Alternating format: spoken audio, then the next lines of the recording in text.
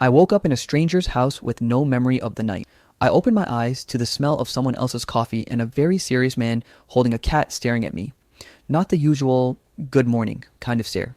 This was the kind of stare that made you feel like you'd committed some minor federal crime and the only reason they weren't calling the authorities yet was sheer indecision. I blinked, trying to process what the hell was happening. The first thing I noticed was that I wasn't in my apartment.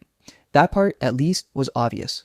The couch I was sprawled on had a weird floral pattern that screamed either grandma's vintage nightmare or someone paid way too much at IKEA and regretted it immediately. My head was pounding like a drumline at a middle school assembly, and the sunlight streaming through the blinds looked like it had a personal vendetta against my eyeballs.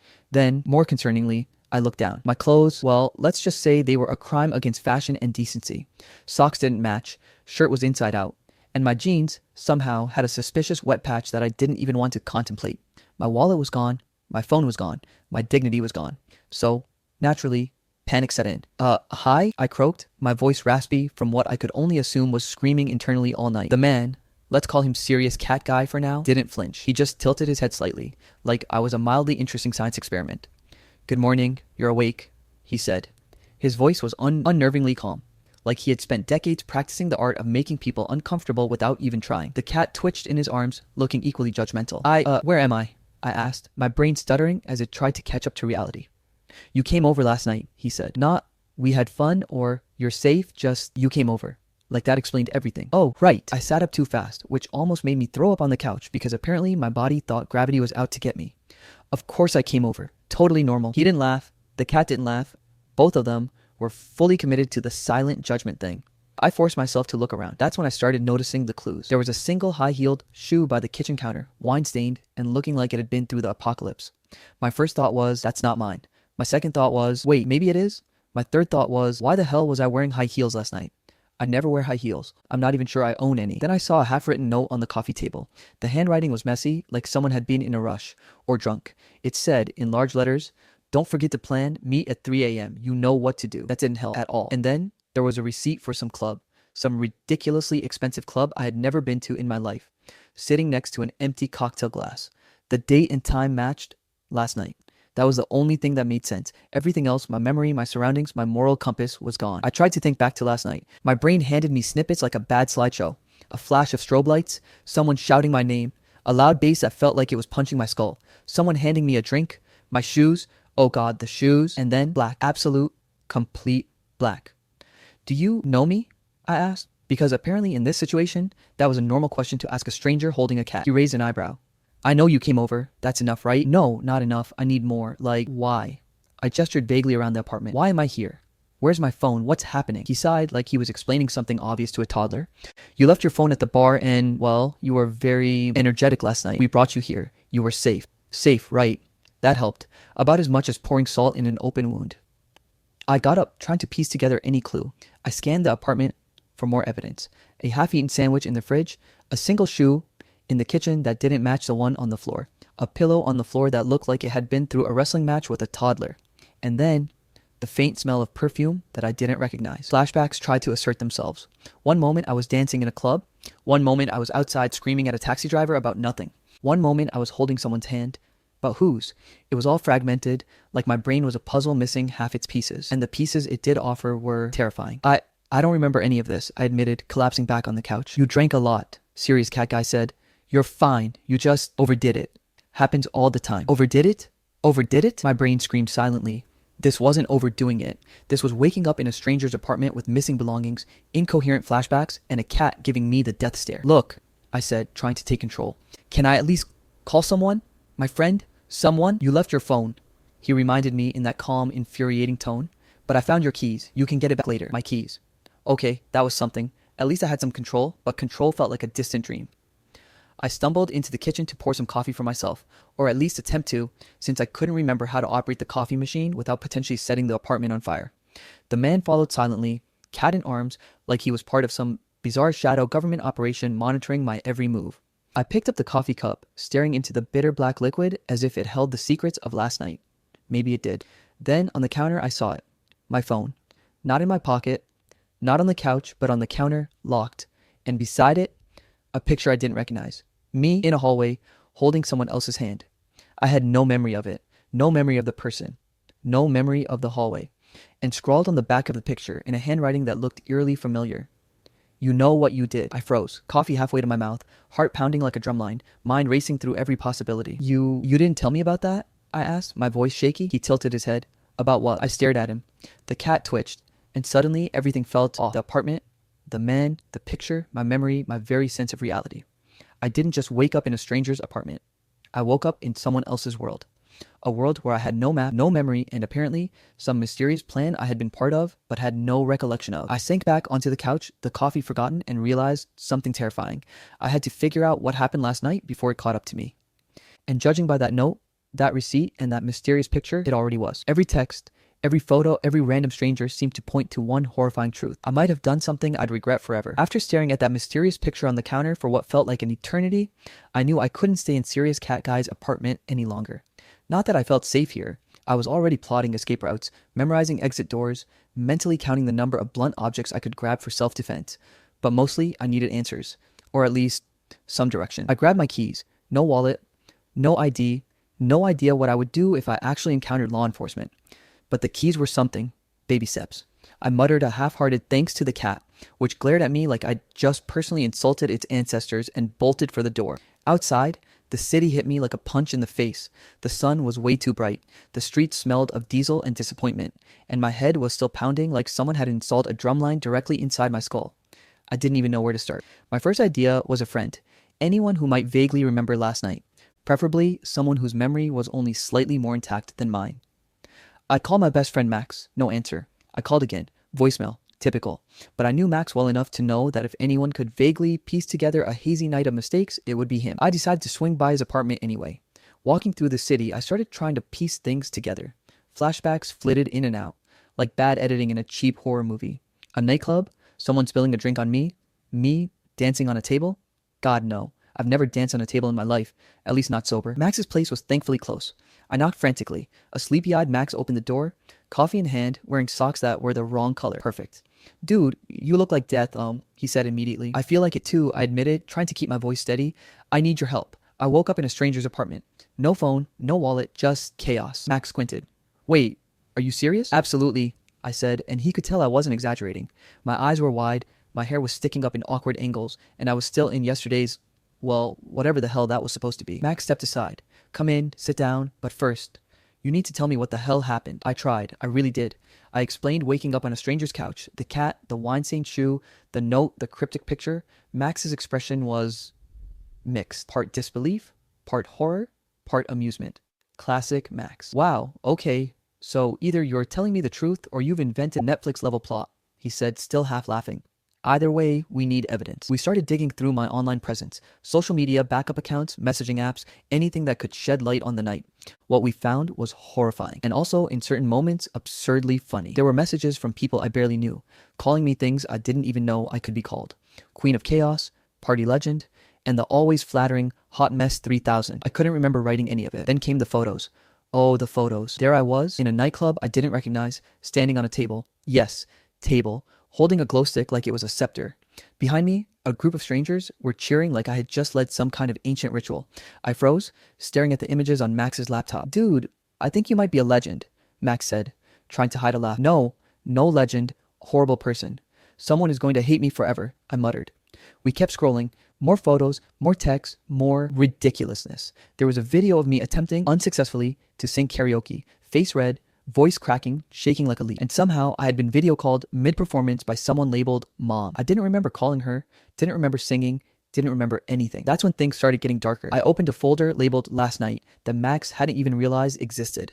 Screenshots of conversations, strange, threatening messages from an unknown number. You promised you'd handle it. Don't forget. And then, receipts, expensive ones, clubs, bars, taxis, far beyond my bank account. Why is all this in a folder labeled Last Night? I asked, voice trembling. Max shrugged. I don't know, dude, but someone's tracking this, or you're part of secret society. Either way, this isn't normal. And that's when it hit me. What if this blackout wasn't just drinking? What if it was deliberate? I felt my stomach twist. Someone might have drugged me, or worse, planned this entire night without my knowledge. Someone close to me could have orchestrated it, and I wouldn't even remember. Before I could spiral further, my phone buzzed in Max's pocket. The unknown number. Meet at 3 p.m. Don't be late. Bring the package. Package? I whispered, horrified. I don't have a package? Max looked at me, dead serious now. Yeah, That's concerning. I realized as the pieces came together in a terrifying jigsaw that last night wasn't just a wild night out, it was a series of carefully orchestrated events. People knew more than I did, and somehow I was at the center. We decided we had to investigate further, find the mysterious package, figure out who the hell was behind these messages, and maybe, just maybe, piece together the night that had gone completely off the rails. But every step I took, every person I approached added more confusion. A neighbor remembered me laughing at some balcony. They said it looked like I was arguing but happy. Another stranger swore I had left their bar with a group of people I'd never met. Max's texts pinged from his phone.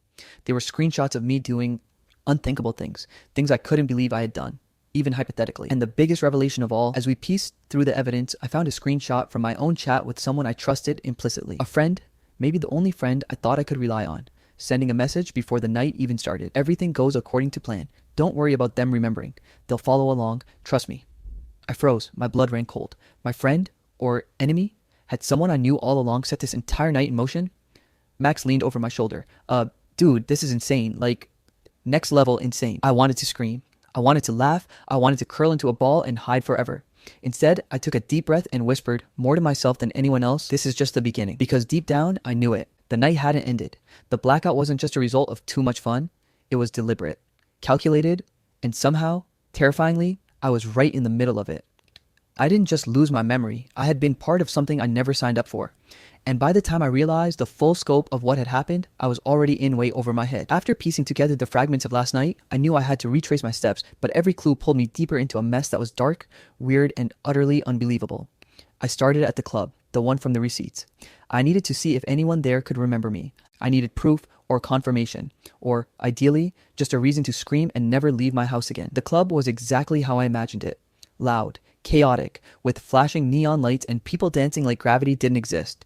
And there I was in the footage they were playing on the big screens, me standing on tables again, not dancing this time, something else, something serious. I didn't know what, but my stomach sank. I cornered a bartender, hoping for some normal human memory. Hey, can you help me? I think I was here last night, and I trailed off. The bartender, a tall guy with a man bun that screamed, I know secrets you wouldn't believe, squinted. Yeah, you were with some people. Things got interesting. He smirked. You were in over your head. That was it. Cryptic enough to make me panic. In over my head? How? What did I do? He shook his head. You really don't remember, huh? You were, handling stuff for, someone. He paused, glancing around like he wasn't supposed to say more.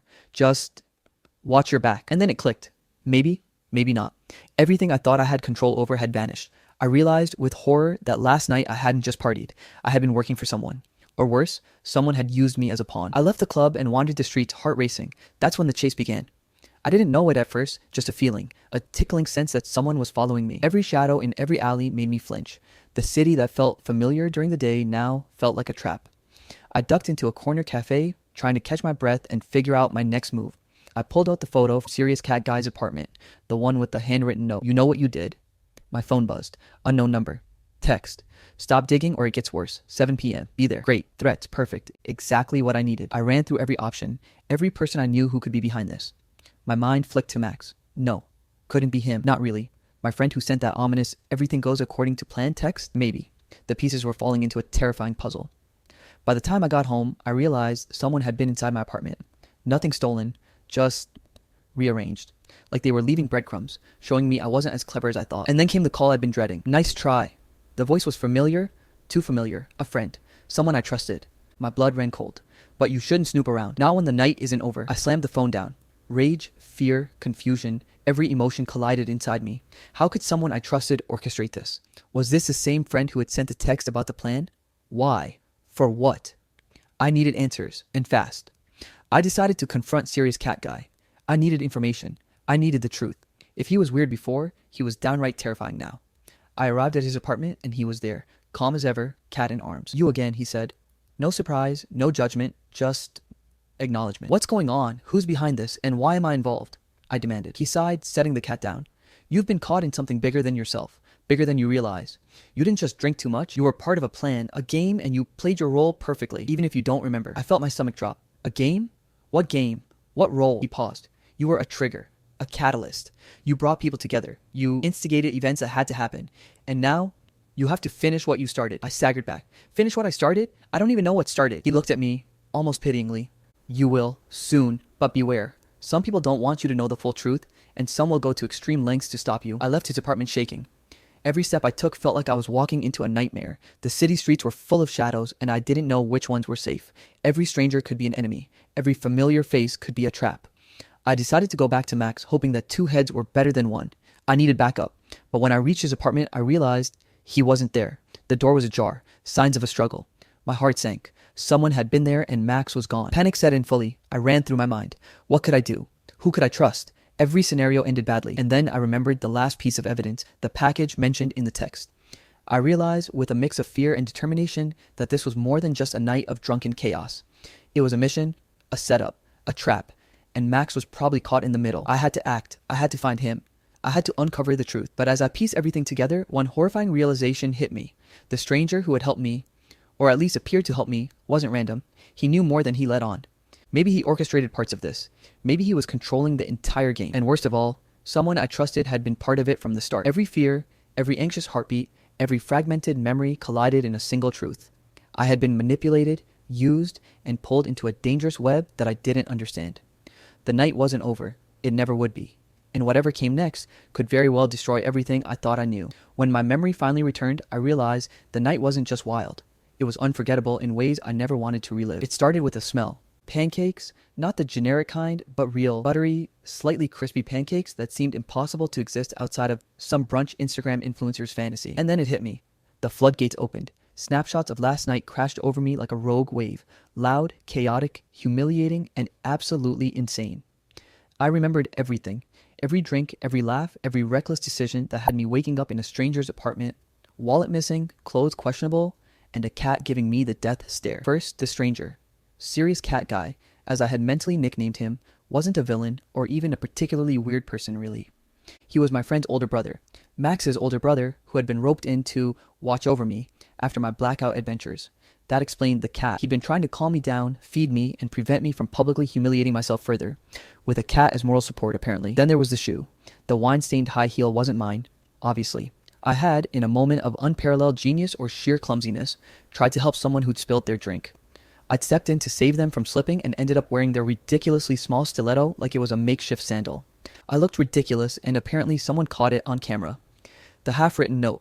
That was meant for me as a reminder from Max, written in his typical chaotic handwriting. Don't forget your plan. Keep it together. You're fine. Call me if needed. Somehow, my sleep-deprived brain had misinterpreted it as ominous. I'd stared at it for hours in terror. And the club receipts?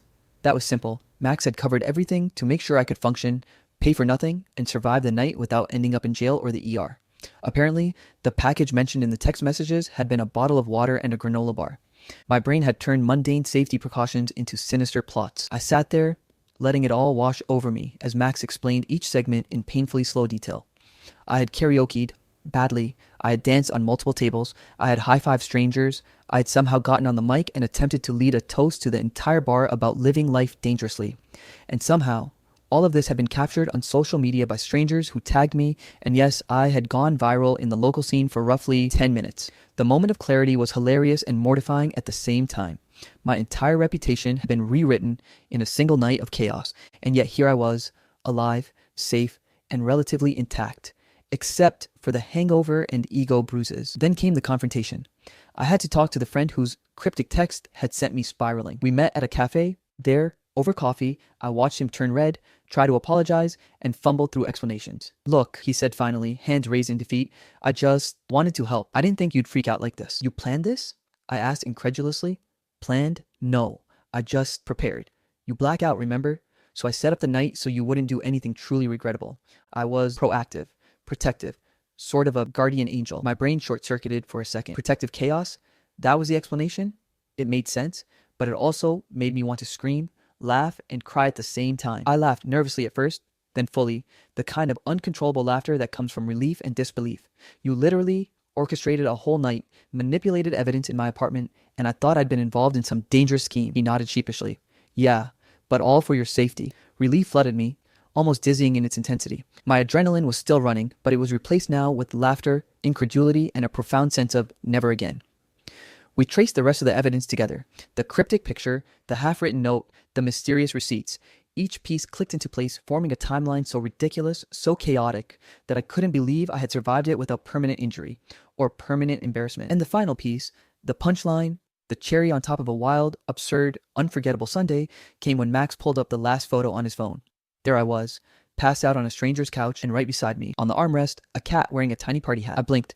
Wait, it's the cat? Yes, that's the cat. You bonded. It was mutual. I laughed so hard I cried. The tension, the terror, the confusion, it all melted into absurdity.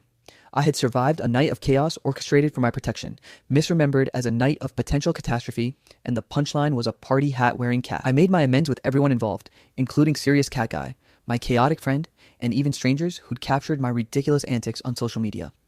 And though I was mortified by the memories, I also felt a strange warmth, an absurd, chaotic reminder of how alive life could be when you survived something unbelievable. The final text I sent, jokingly, to my friend.